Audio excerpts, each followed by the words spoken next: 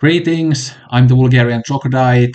I'm here today with another quick film recommendation, and it's another film from Japan, of course.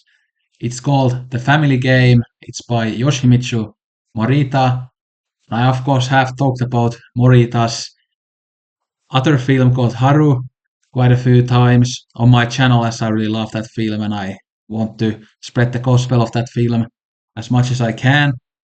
But I recently finally watched something else from him, and this actually is a bigger classic in Japan, I think, as it touches on many kind of important things in Japanese society. So I can kind of see why this one is the bigger classic inside Japan. And this is a film that appears in the Kinema Jumbo lists as well. But in the Western world, this seems to be something that isn't as well known, unfortunately, and it's not really available through official methods usually. So I watched this in the Internet Archive website. So if you Google The Family Game and Internet Archive, you should be able to find it pretty easily. And at least in Letterboxd it says that Amazon Germany has a disc for it, but sometimes these where to watch things are inaccurate here. Yeah. But this is a film from 1983, so this is actually a way more earlier film than Haru, because Haru came out in the mid 90s, sorry. And this is also a very different film to Haru. Haru is more of a kind of a beautiful slice of life romance film with the internet twist to it. But this is a satirical film about Japanese society, and as it is from the 80s, this kind of tackles the kind of capitalist economic boom of Japan and what the family unit in Japan at that time was. And the family unit here is very dysfunctional. We have a couple of teenage boys. One of them is like a pretty good student, and the other one is this reckless student who lies to lies that he's sick so he can skip school, and he gets awful grades. He's one of the worst students in his class.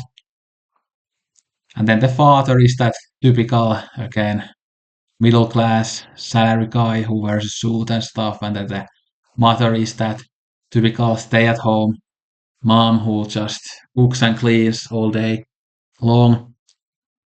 But we see that there's lots of frustration in all of these different characters. And a very major character here is a tutor that they hire to help the more reckless son. And the tutor is a pretty crazy guy. And all of these characters, they are kind of over the top in a very dry way. It's kind of like if you've seen the TV show 6 Feet Under, again, the people act in that kind of weird, dysfunctional, very frustrated and repressed manner. But this film is really funny in that way, how awkward it all is. It creates that kind of awkward atmosphere really well. And there's even slight kind of homoeroticism between some of the male characters here, like I think the tutor and the boy that he tutors, like there's this kind of awkward homoerotic energy between them. And the tutor character is like someone who is completely and constantly in your face, like all the time, and that kind of creates that awkward atmosphere. Yeah. So there's not that much plot here. It's just again looking at this family. Again, it's mostly situated in the house that the family lives in, and then we see some scenes in the school and outside their apartment and things like that. Yeah, and I think this is one of those films that it's very specific to Japan and the Japanese culture of the time. And we see these kind of stereotypes here, like again, you must be good at school or you're gonna be a total loser. And we see that stereotypical, again, father character and the stereotypical, again, housewife, Japanese housewife. So it plays with those stereotypes and expectations of Japanese society. And this was really timely when it came out again as Japan had transformed into that kind of economic powerhouse and beacon of capitalism and technology and stuff. And of course, those big societal and economic changes also have big changes in the family unit. And while Japanese society at that time might have at surface seemed like a really great place and something that should make people happy when again salaries are increasing, the society is developing rapidly. But we see here in the film how that can actually very much alienate people and create lots of pressure in people and not and it might not be as good in the micro level as it is for the macro level. And with success often comes frustration and stress and tiredness and things like that. So yeah, it's a double-edged sword. Yeah. And the performances here are really fun. Again, all the characters have distinctive personalities. But I think the tutor character might be my favorite because he's kind of in your face. Like persona is kind of funny in an awkward way. Yeah. And this kind of balances out kind of over the top and try very well in a weird way as well. Even though those things can be kind of opposites of each other, but here I think they kind of play with both types of styles. Yeah. And this is even starring the famous director Juzo Itami, who made Tampopo, for example, which I've been meaning to rewatch as I've been like so Japan obsessed now and also been looking at like Japanese like food content on YouTube and things like that. So been in the mood for rewatching Tampopo. And Tampopo is on YouTube. Currently, by the way, in great quality if you want to watch it too. Yeah.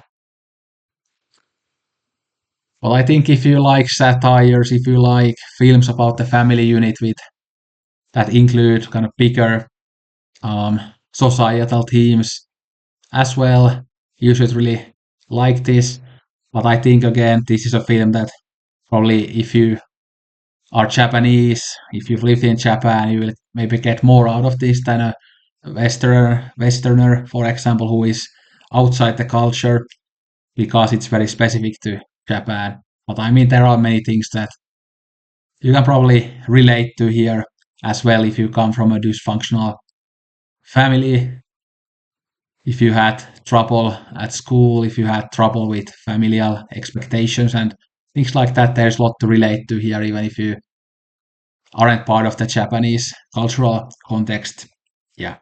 And again, if you are interested in this, just Google Internet Archive and the Family Game and maybe put the year there to the title as well, and you should find the film pretty easily. Of course, there have been some trouble with Internet Archive recently, but I've been still able to watch some films there, and hopefully it sticks around even with those problems. Yeah.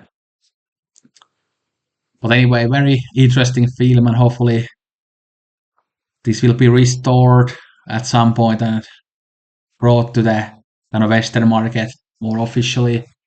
Um, yeah, I'm pretty sure this probably like restored in Japan already, and it's probably more available there as it seems to be a pretty big classic there, and I can totally see why. And visually, it's also a pretty good looking film. Nothing like absolutely amazing, not that flashy or anything, but it looks decent. Yeah. But anyway, great satirical film, which I really want to watch again at some point. And again, watch this one, but also watch his film Haru, which you can usually find on YouTube and also in the Rare Film website in great quality. That film is really good as well. But yeah, thanks for watching. Let me know if you have seen it and what you think of it. And also let me know if you are going to watch it now based on my recommendation. I would love to hear your thoughts. But yeah, thanks for watching and don't drink Coke at all. Sayonara.